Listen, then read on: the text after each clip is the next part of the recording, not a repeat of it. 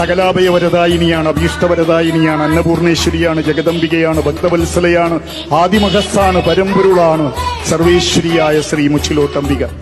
ഹേ ദേവി, എനിക്ക് നിത്യമായ ആനന്ദം തന്നാലും എന്ന് പ്രാർത്ഥിക്കുന്നവർക്ക് മുന്നിൽ നിത്യാനന്ദ സ്വരൂപിണിയായും, കാഞ്ചിയിൽ കാമാക്ഷിയായും, മധുരയിൽ മീനാക്ഷിയായും, കൊടുങ്ങല്ലൂരിൽ കണ്ണകിയായും, കൊല്ലൂരിൽ മൂകാംബികയായും, ശൃംഗേരിയിൽ ശാരദയായും, പാർവതിയായും, സരസ്വതിയായും, ലക്ഷ്മിയായും, കാളിയായും, ദുർഗയായും ഭക്തജനങ്ങൾ എന്തു പേരിട്ട് വിളിക്കുന്നുവോ അതാത് രൂപഭാവങ്ങളിൽ പ്രത്യക്ഷമാകുന്ന ഈ ചരാചര പ്രപഞ്ചത്തിന്റെ ഊർജ സ്രോതസ്സാണ് സകല ചരാചര രക്ഷികയായ ശ്രീ മുച്ചിലോട്ടംബിക.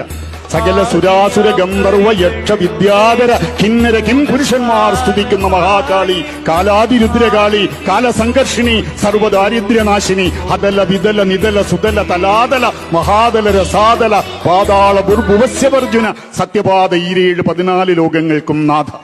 ശബ്ദസ്പർശ രൂപരസഗന്ധാദി സ്വരൂപിണയായിരിക്കുന്ന മുച്ചിലോട്ടംബികയുടെ അനുഗ്രഹം ഇവിടെ എത്തിച്ചേർന്ന എല്ലാവർക്കും ഉണ്ടാകട്ടെ. ലോകകാല